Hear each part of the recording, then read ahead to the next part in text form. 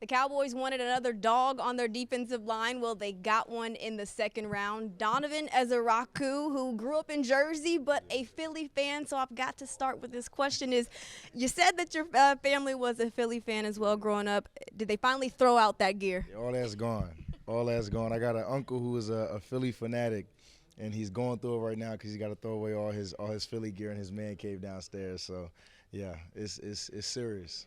Now that you're in the building here at the Star, how much has it finally sunk in that you're going to be wearing a star on your helmet?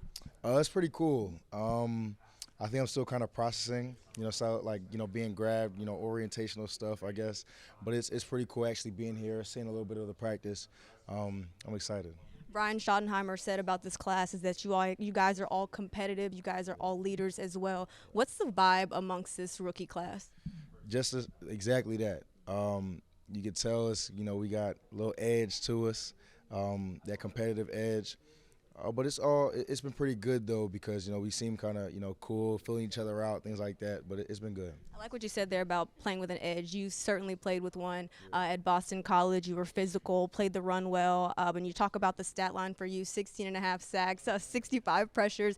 What is the Dallas Cowboys getting from you? Out of you? Yeah, they're getting just that.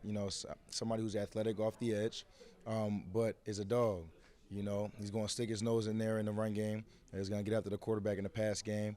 Hard-working dude, a great person off the field. So, yeah, that's what the Dallas Cowboys are getting out of me. How much do you pride yourself on just being so versatile? I pride myself on it a lot because, you can't just be a one-trick pony.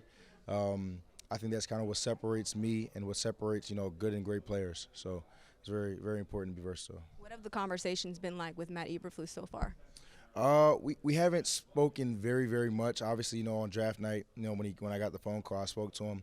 But I know we got some meetings coming up here, so it'll be good to get talking to him. Now you're getting to play on the opposite side of Micah Parsons. What is that going to be like for you? Yeah, it's gonna be fun. He reached out after the draft. He said, "Let's get to work," and I said, "Let's do it." I'm excited.